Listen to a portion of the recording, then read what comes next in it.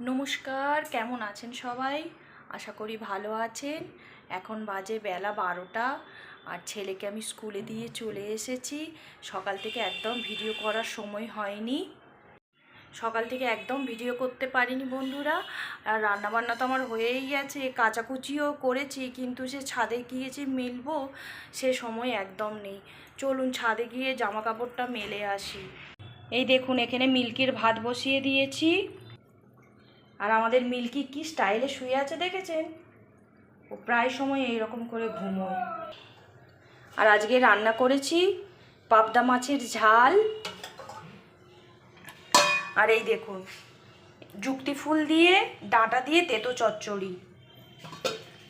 আমার ছেলে তো খেয়ে স্কুল চলে গেছে, আর মিল্কির ওই দিকে ভাত হচ্ছে। চলুন বন্ধুরা, ছাদে গিয়ে জামা কাপড়টা মেলে আসি। আর যা রোদ উঠেছে সে আর কি বলবো আপনাদের। এই দেখুন কি রোদ উঠেছে দেখেছেন?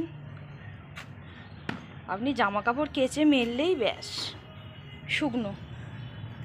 আর দূরে দেখুন কত বিল্ডিং হচ্ছে, ওগুলো সব ফ্ল্যাট হচ্ছে।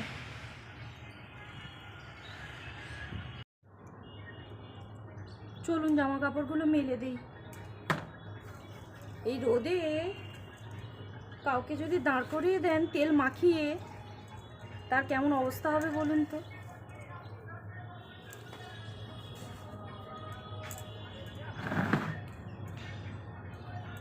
একদম রোদে তাকানো যাচ্ছে না।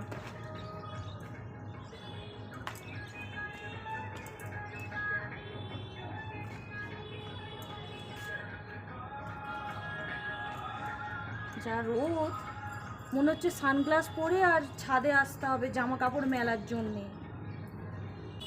খুব রোদ উঠেছে।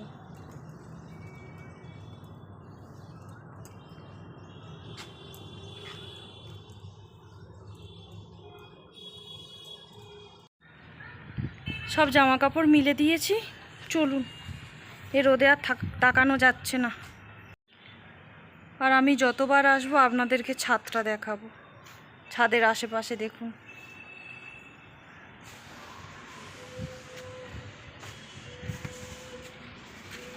ওই যে মাঠটা দেখতে পাচ্ছেন দূরে, অটো দাঁড়িয়ে আছে, ওখানে পুজো হয়, জানেন, কালী পুজো হয়।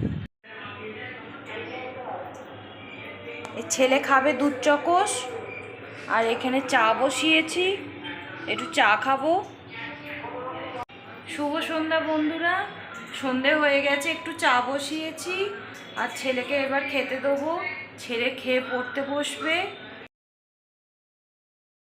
একটু আগে যা আমার বাড়িতে ঝগড়া অশান্তি হলো ওর সাথে আমার, সে আর কি বলবো।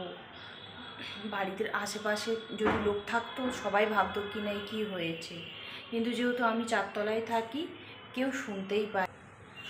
তা কি কারণে যে ঝগড়াটা হলো সেটাই আপনাদেরকে দেখাই, যে কি কারণে ঝগড়াটা হলো। এই দেখুন, ঝগড়ার আসল কারণ হচ্ছে এই জিনিসটা। আচ্ছা বলুন তো, 8টার সময় কে এইরকম খাসির মাংসটা নিয়ে আসে? কি আর করব, যতই রাগ করি আর যাই করি, সেই আলু কেটে দিলাম, পেঁয়াজ কেটে দিলাম, আদা রসুনের পেস্ট করে দিলাম, ঝগড়া করি আর যাই করি, করে তো দিতে হবে না। ঝগড়ার মূল কারণ হলো খাসির মাংস রাত 8টার সময় এনেছে। চলুন রান্নাটা বসিয়ে দেই। বসাবো মানে ওই করবে, আমি নই, কারণ আমাদের বাড়িতে খাসির মাংস ওই রান্না করে। এই দেখুন বন্ধুরা, মাংসের কালারটা দেখেছেন? একদম লাল টকটক করছে। ভাত হয়ে গেছে, মাংসটা হলেই রান্না কমপ্লিট। আজকের ভিডিওটা এই পর্যন্তই।